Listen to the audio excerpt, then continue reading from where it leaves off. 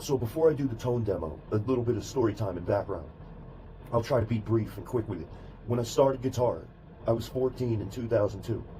2003, I turned 15 and I was a freshman in high school. My friend that I met had this amp. I didn't know anything. I didn't know what a foot switch was. I didn't know what the crunch channel, I didn't know anything. I was just starting. I was a year into it and didn't really play like that. But once I had that experience, I wanted this amp. Like the way it looks and the way it sounds.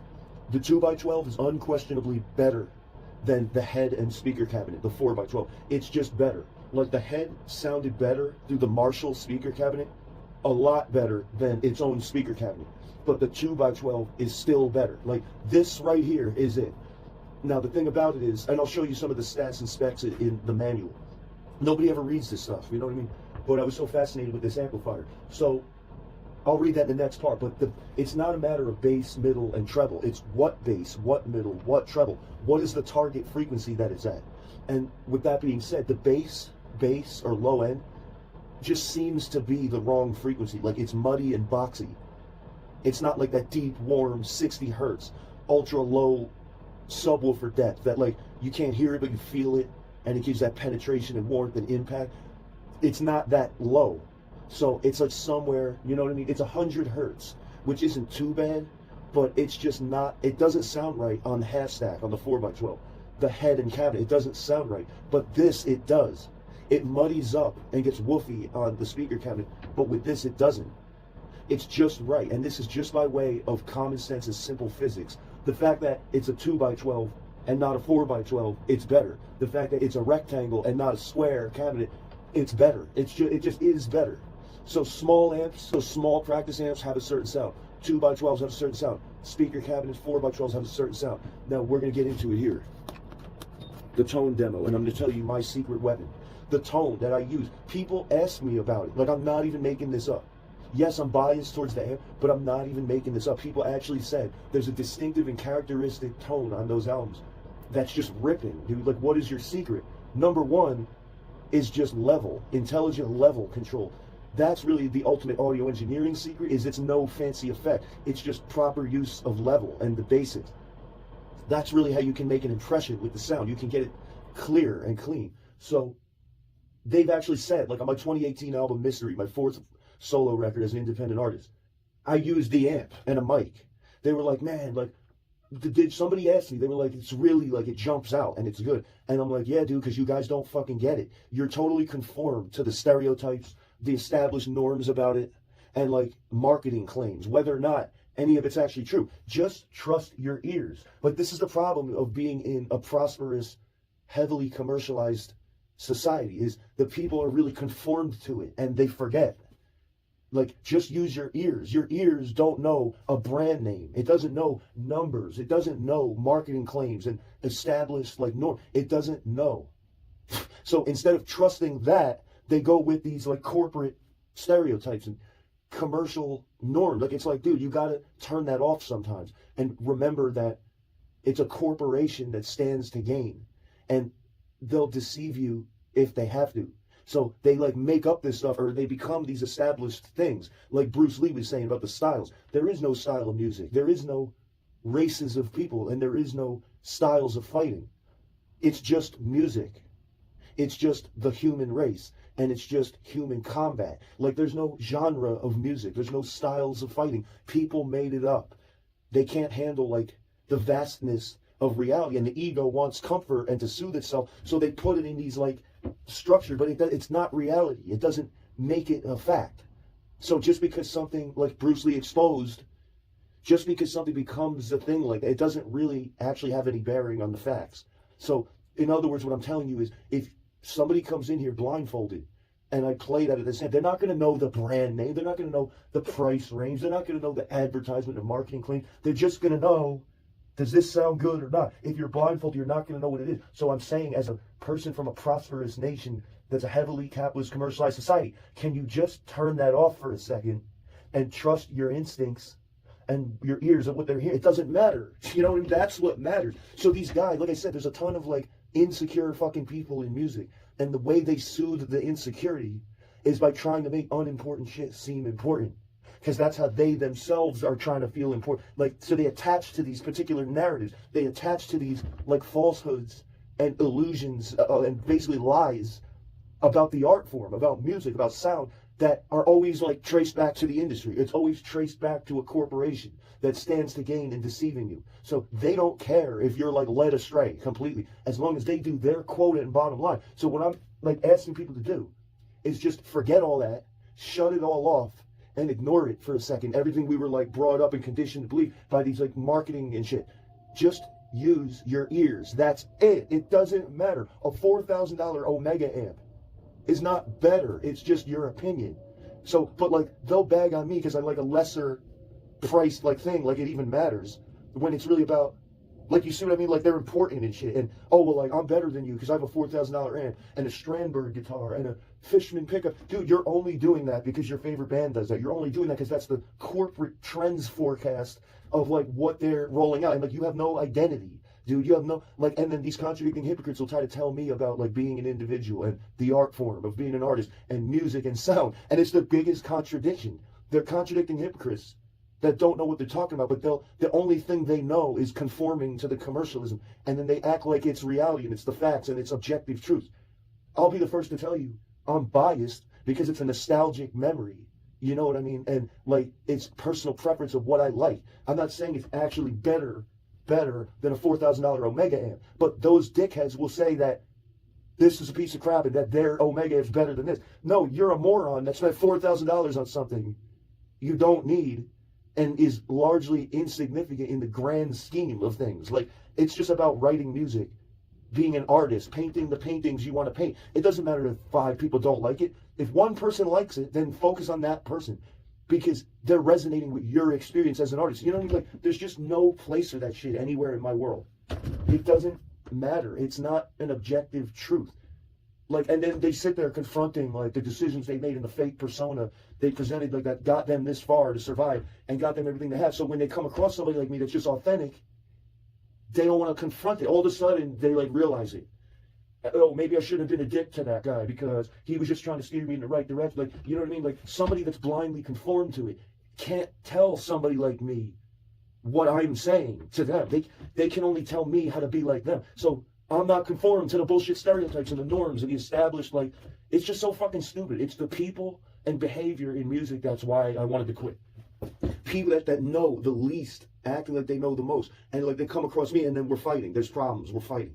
So your fucking stupid amp that's overpriced bullshit because you want to copy your favorite band and you have no, like, courage at all. You have no fucking identity.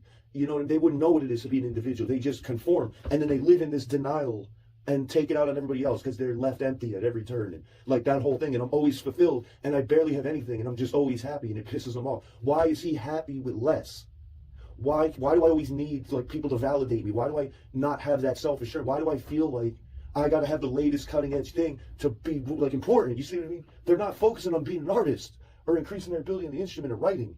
So, yes, sorry, but it's fucking, like, impossible to coexist peacefully with them because they're the contradicting hypocrites are the ones always causing the baseless conflicts they really have no stake in just to be fucking important and soothe their insecurity. And then they'll call me insignificant. You're a minority. Your opinion doesn't matter. You're just a lone nut deviating from the pack. Yeah, God forbid somebody's a critically thinking individual that just, like, ignores and suspends and withholds the conditioning and trusts my ears and instinct, because those same people were saying, they were complimenting my music album where this fucking cheap $300 amp was the guitar tone on it with a microphone. So a $400 guitar with a $300 amp with a $99 microphone, but they know best, right? But when they didn't know what I was using and they just heard it with their ears, wow, what's that like? They said it. They said a characteristic, distinctive guitar tone. That's what he said. How do you get that guitar tone on the albums? Why is it so, like, penetrating and impact? Why is it, like, it's so perfect?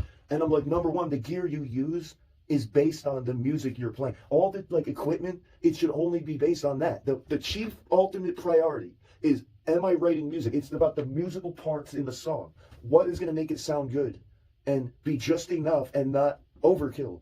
You know what? Like, there's nothing wrong with it, and I'm not judging or criticizing, but I'm just saying for what it's worth to back up this point. The other day, I was at a friend's house, and I played through his rig. It was like some digital bullshit, right? Ultra modern, cutting edge, like, bullshit that all the gimmick one-dimensional noise core guys use. of the famous bands, and it's like they're not being true to themselves. But regardless, I'm gonna digress. But the point is, like, I played through somebody else's rig, and it was way too much distortion, and the gate was way too strong, the noise gate. So both of them were like overkill, and I'm like, oh, I can't even. It just feels disgusting. I can't even play it.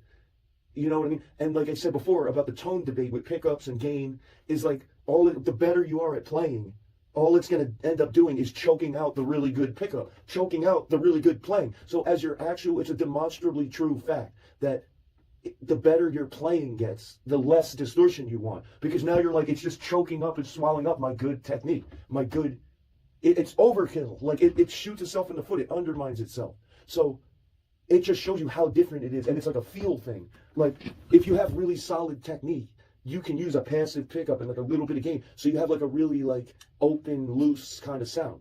Because you can control it with your technique really good. You don't need the gear to do it after the fact on the top end. So on the hand playing side, I'm really solid with it. So I can afford to have like a looser sound that allows for more dynamics and expression. But when you're not really, when all you're doing is like playing the straightforward shit and you're just riding the open string, like then you might be able to pull it off, a super tight, compressed, synthetic, mechanical like sound, you know what I mean? But if you're actually about playing it, it just ruins it. Honestly, it just ruins it. So yes, it's correlated that the tone choices are based on what you're playing. Like other than that hum, you could just play it like, it's not noisy or anything. The gain is at 12 o'clock, it's at 5, it's halfway.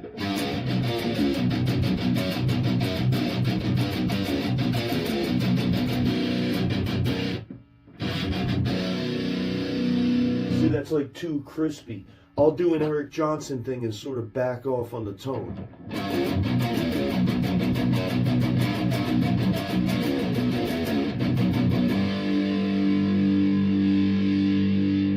Back off on the treble, I mean.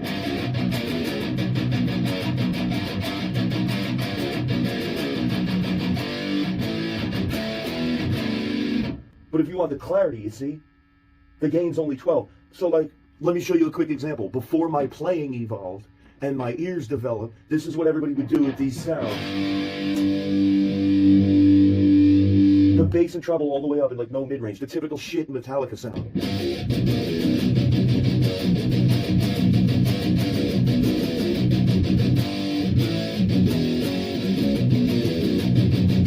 That sounds right, like with the ultra high gain, right? Like,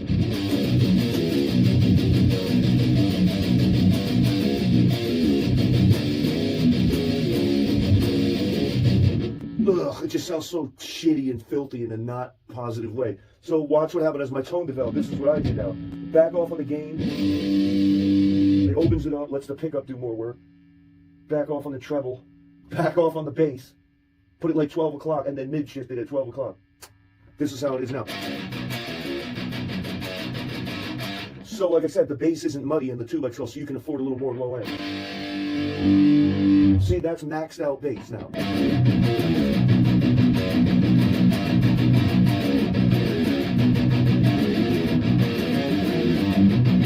So see, you can afford to max out the bass because it's a 2x12, not a 4. It's going to have from basic physics and common sense, it's going to have a totally different sound. It's got all the top end, but the low end, the body is going to be different. That's really the key with this.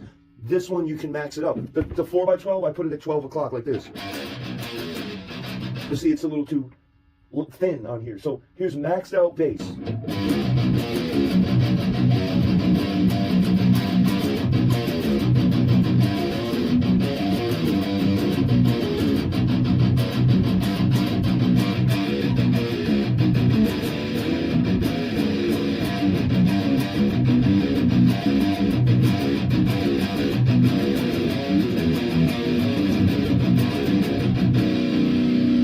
Like you see, it's dry and it's crunchy. This is what the mid-shift does. Give it a little bit of volume. Here's what the mid-shift does at 12 o'clock. See, it makes it like, it makes it more centered. Now we're talking. You stick a fucking $99 SM57 on that and your money, bro. Listen to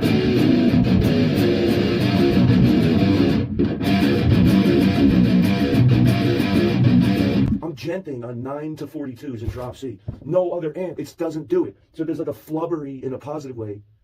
There's like a flexibility to the sound that it just doesn't do it anything else.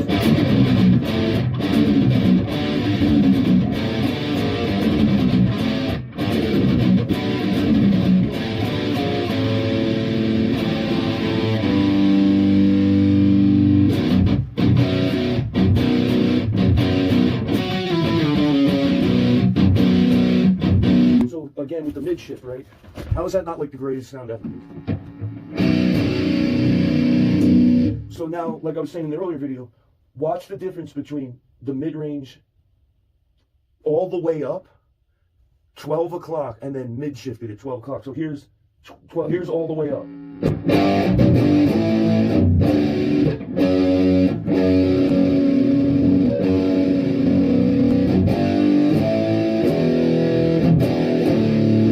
Too much, too radio-like. That's 12 o'clock. So how do I get something in between that, where it's not too much and it's not lacking like this? 12 o'clock and then mid-shifted. Then you get this. So I'm going to go 1, 2, 3. Ready? Maxed out, 12 o'clock, mid-shifted. Listen to the 3 different tones. Here's maxed out, 12 o'clock, and mid-shifted. And you'll see why I permanently leave the mid-shift on.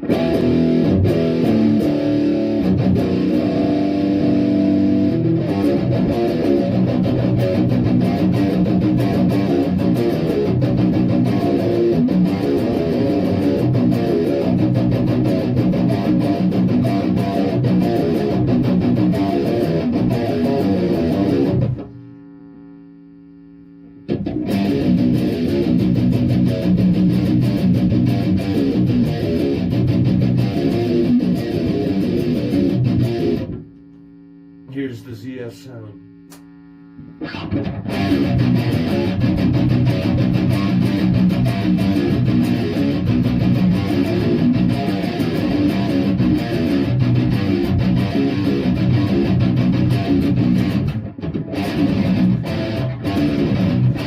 So I backed off on the treble as also. This would be maxed out treble, maxed out presence. So it's like 10 and 10.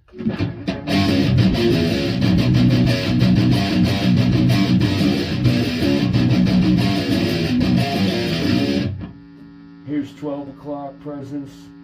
I'm going from 10 to like 7, 3 o'clock.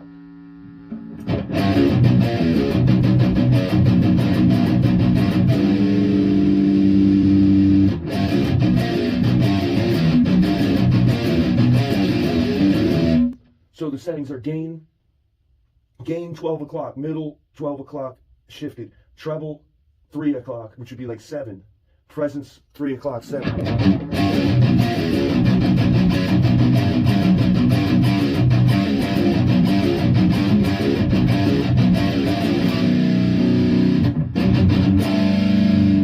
That's the greatest sound I ever fucking heard. It ain't no tube amp, it ain't no crazy. I'm not even using a noise gate. Like, listen to it. Now I'm gonna play some original ZF riffs, right? Just moving the drum thing.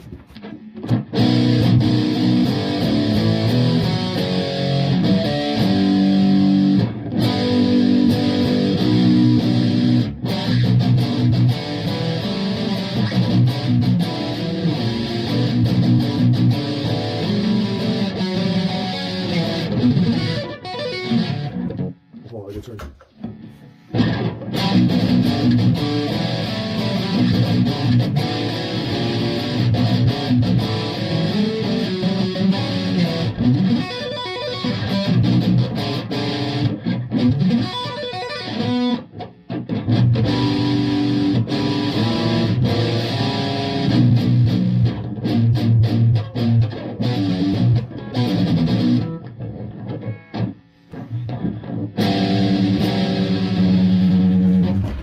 So instead of maxing out the treble and backing off the presence, I have the treble at 7 and the presence at 12. Like, so this is like a slightly different thing.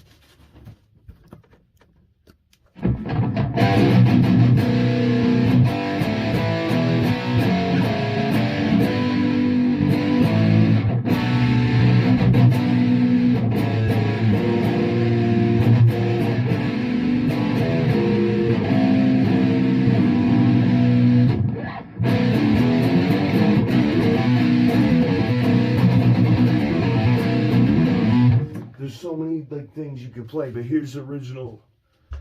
This is the original tone right here.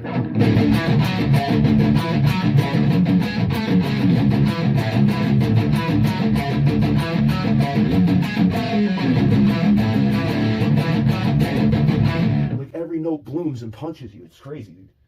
It really like has impact to it. Back off the bass a little bit.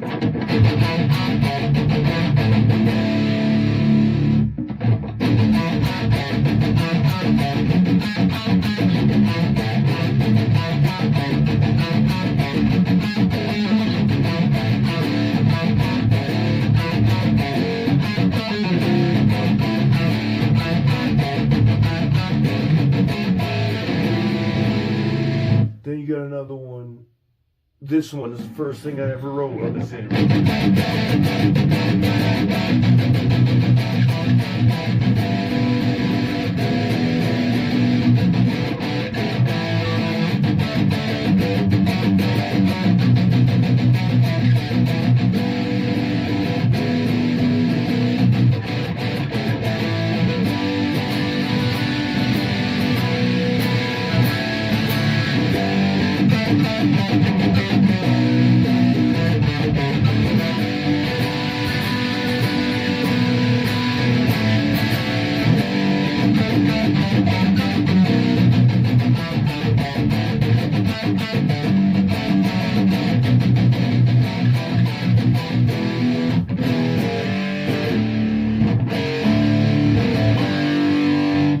Here's Urchin.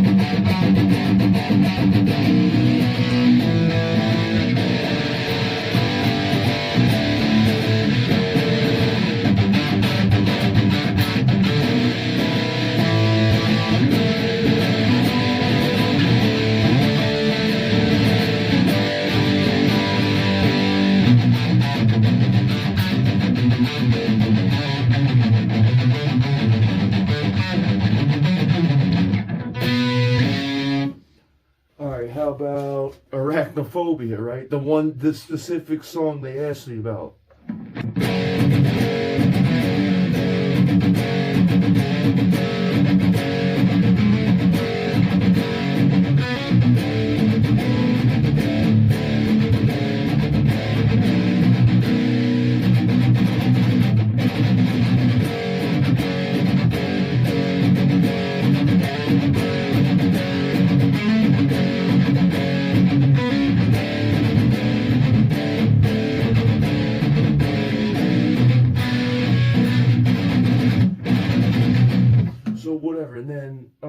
here's the one of the most heavily requested ones. They're usually in the same key. It's Downward Spiral.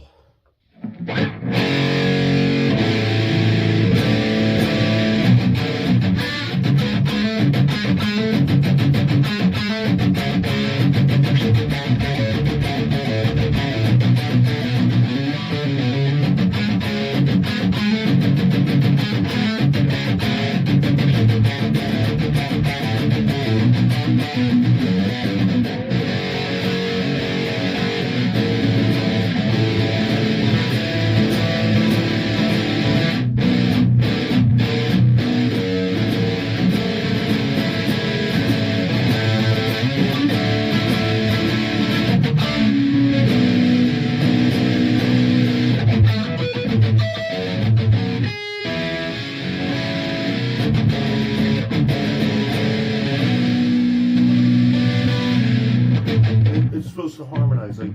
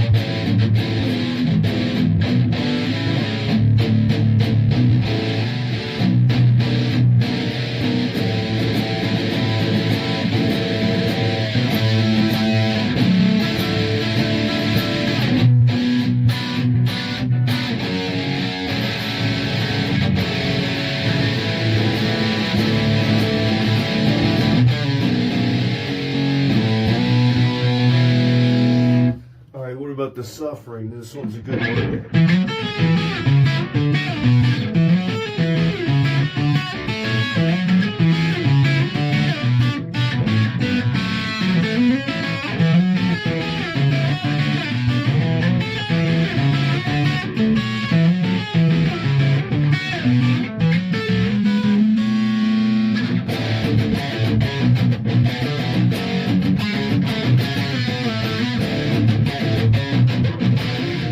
It's crazy.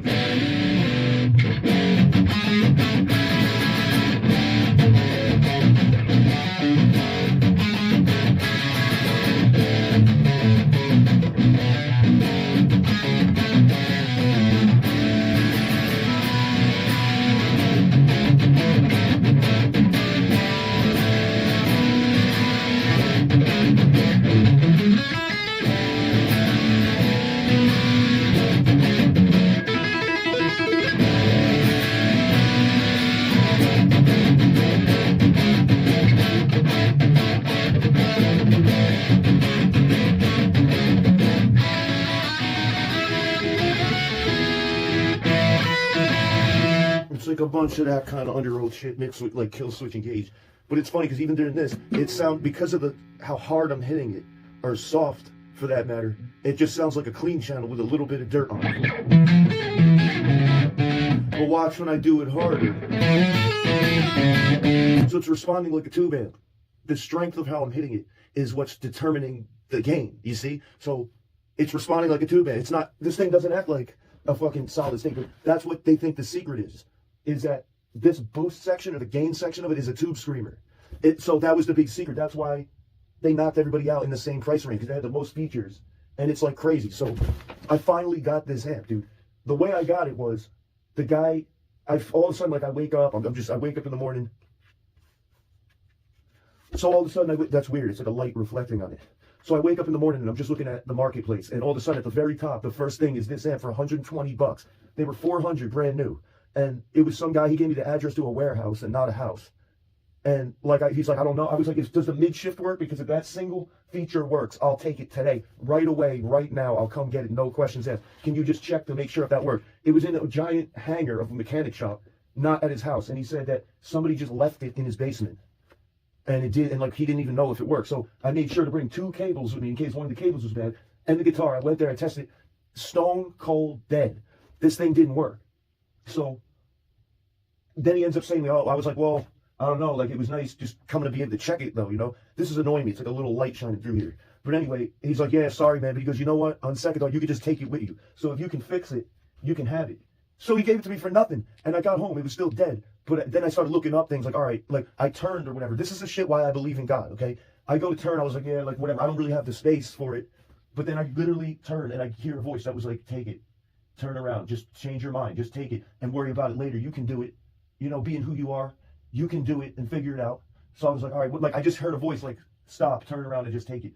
Worry about it later." I get home with it, I look it up, and within 10 minutes I found a solution. They were saying that the effects loop are notoriously bad in all solid states. So check that or whatever. Like it was just, it wasn't even where something's plugged into it and you touch it and it's like at least going, it's at least doing something. It was totally dead. It just powered on. So then, anyway, fast forward, I'm at home.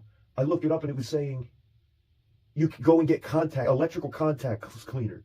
So spray it in the holes of every jack, take a cable, and just go like that, and it'll clean the metal contacts in it because they get dirty and corroded. All right, whatever, I'll try it. So I go straight to Home Depot before I go to my house. I go to my house, I try it. Then they said, like, if that doesn't work, and I was on the phone with my friend because we were excited. I was about to get this nostalgia thing. All those riffs, you can hear the punchiness in every note the way I play. Like, it actually determined my technique of how I do, like, the fast Tom DeLonge fucking downstrokes that are like crazy, you know? Like, it just has a punch to it, dude. So anyway, I was on the phone with him and it was like starting to come back to life. It was like you could hear it wanted to so bad. There was something faintly coming through. And then I stumbled on another link that said there's a trick where the problems with these are notoriously the effects loops. So plug one into one and just plug one in the other, like I have it here. And it'll like go like this and bypass around it and continue the circuit, and it might work. I plugged it in, it fucking worked, and it was like magic. So I don't use effects, I don't use a pedal board anyway. So what do I care if there's like a little cable in it? I don't care, I just want it to work. I want that fucking sound. Like, it's like perfect, dude, in every way. Like I always say, I don't like being in bands. I hated being in a band. Playing fun is live, but for me, being able to concentrate in peace in a recording session in Cubase and record, that's my oasis. That's my paradise. I like recording. A solid state amp, it's like what you set is what you get. It's a static, concentrated, consistent, reliable sound, which in the realm of recording is gold. Like, I don't need a crazy stage amp because I'm not going to play live. I don't care about like these bullshit, like, you know what I mean, traditions with it and purism that's actually elitism. And they're a bunch of assholes, and it's fake purism. But anyway, like just listen to these riffs. I know for a fact, you give me a tube amp, these riffs aren't going to sound like that. You give me any other line 6, anything in the same price range. You stick a crate right here, a line 6 right here, and a PV right here, and do a shootout, and it's not going to even touch this thing, dude. It's not going to get that impact.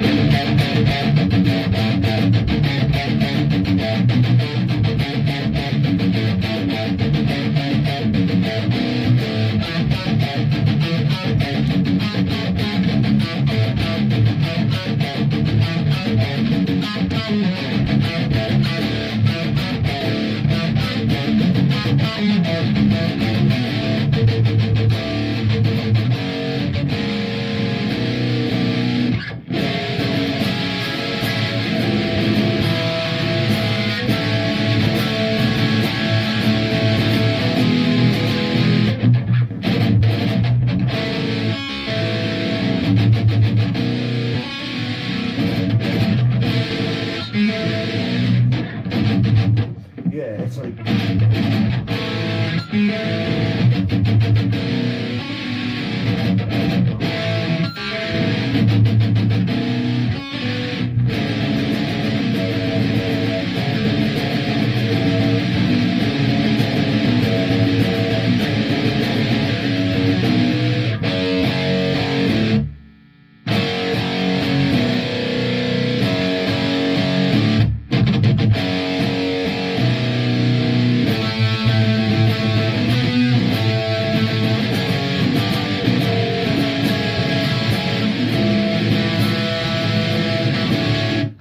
everybody likes, probably my #1 most asked about song from my friends. They're like, what's that one again that goes da da da da da da? Heartworm. This is the second song I ever wrote.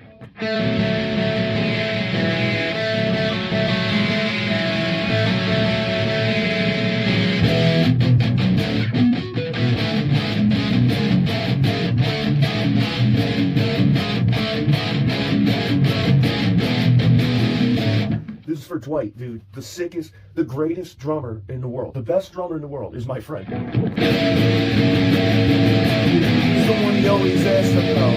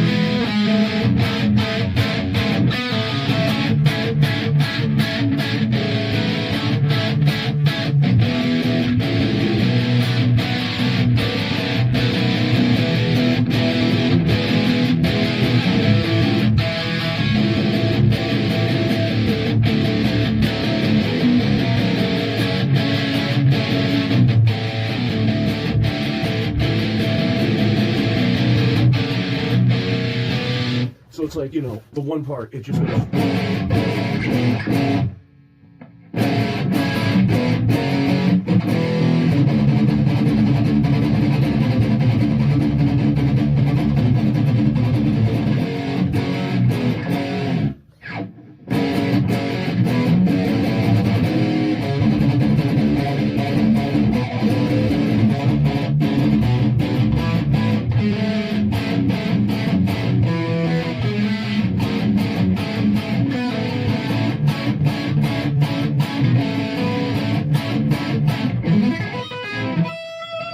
That's like, these are just ZF Music classics. This is just like my original.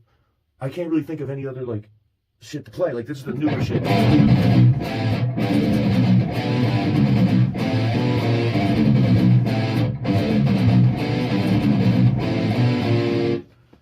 This one's Obliterate, written by good old ZF and Santino Costa with Sales Ahead. Check it out.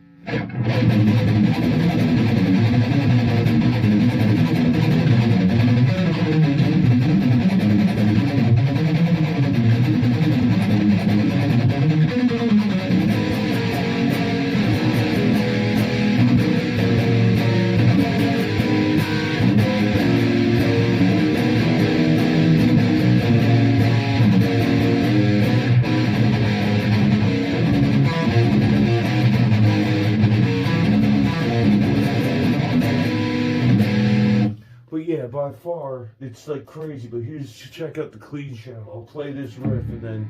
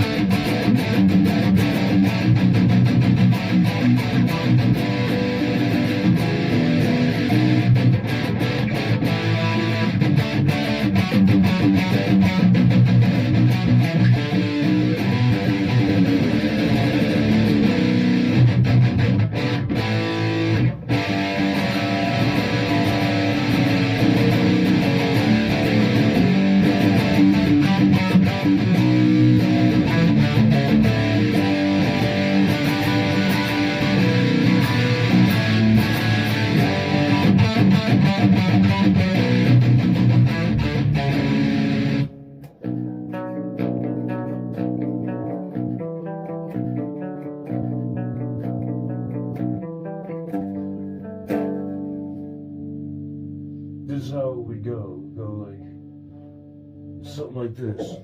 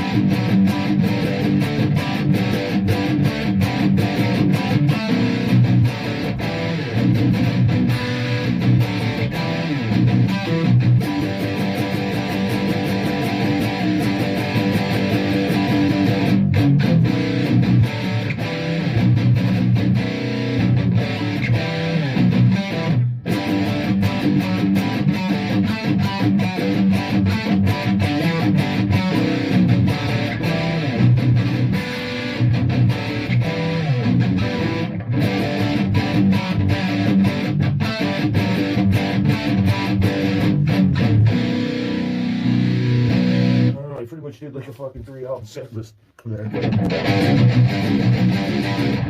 But now we could try the drop A guitar. So again, it's like, it's a feel thing, and this amp determined my technique.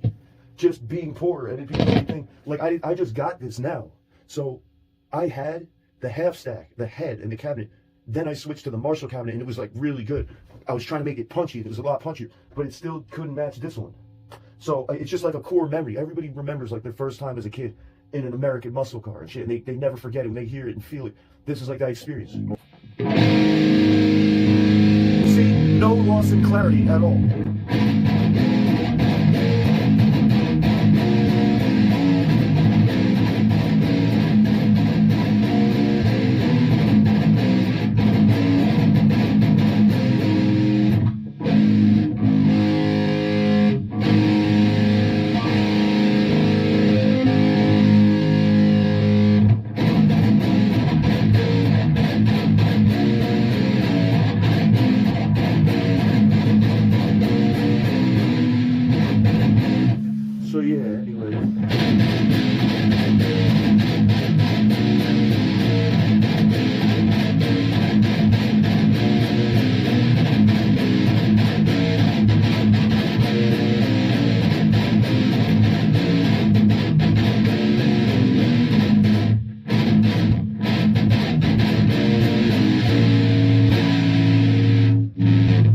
electronics are actually busted on this. That's why it sounds so fluttery.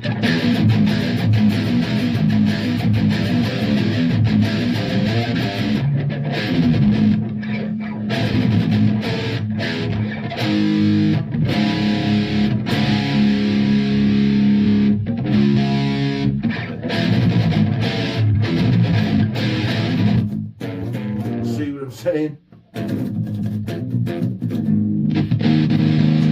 Gotta get the jack fixed.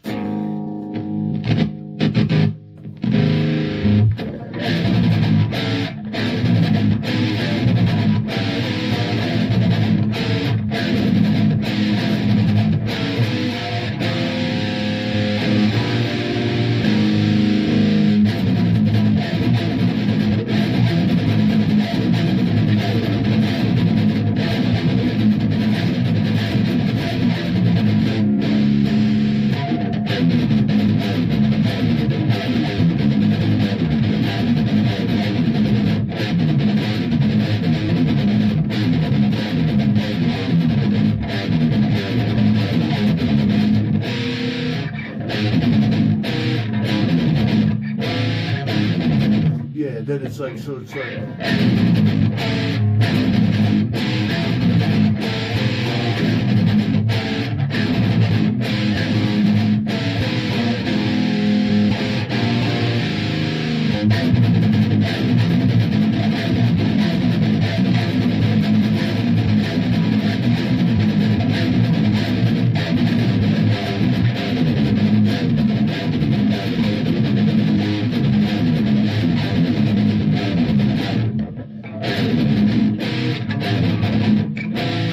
Yeah, so...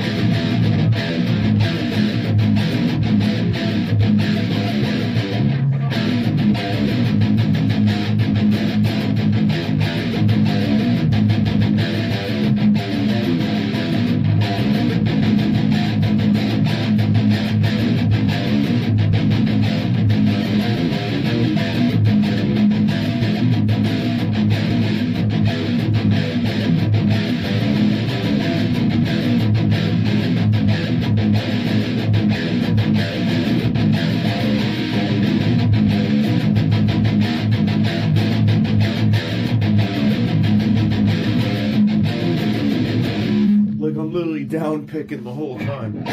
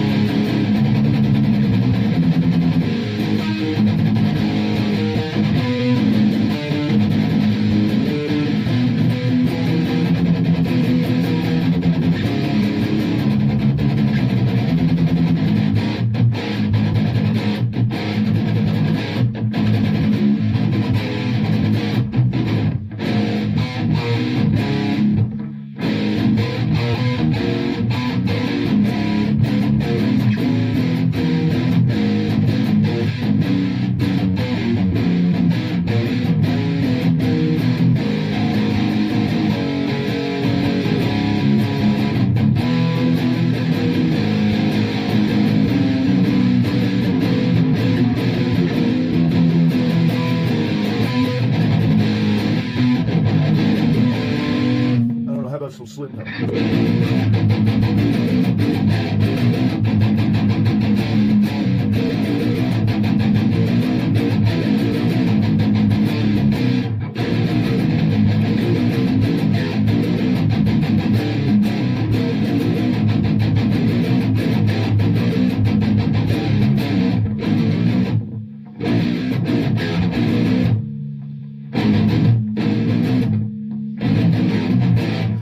Sick as hell, dude. Slipknot, you know what I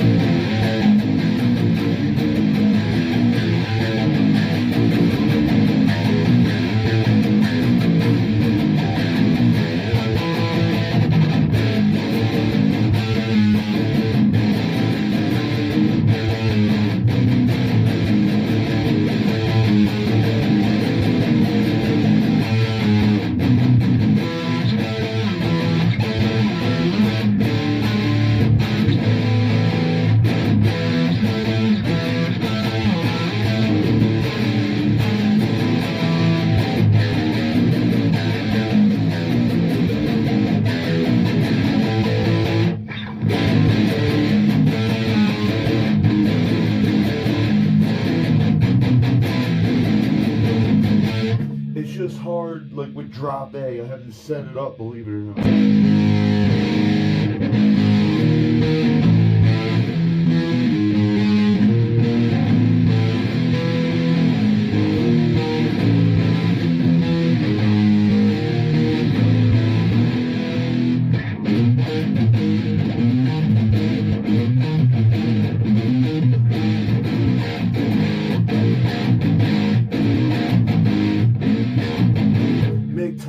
James Root is a fucking monster.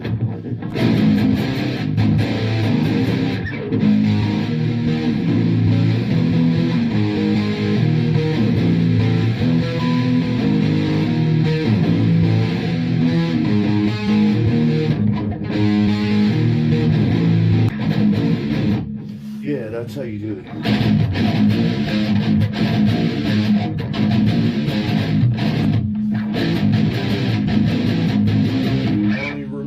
Half that shit goes. I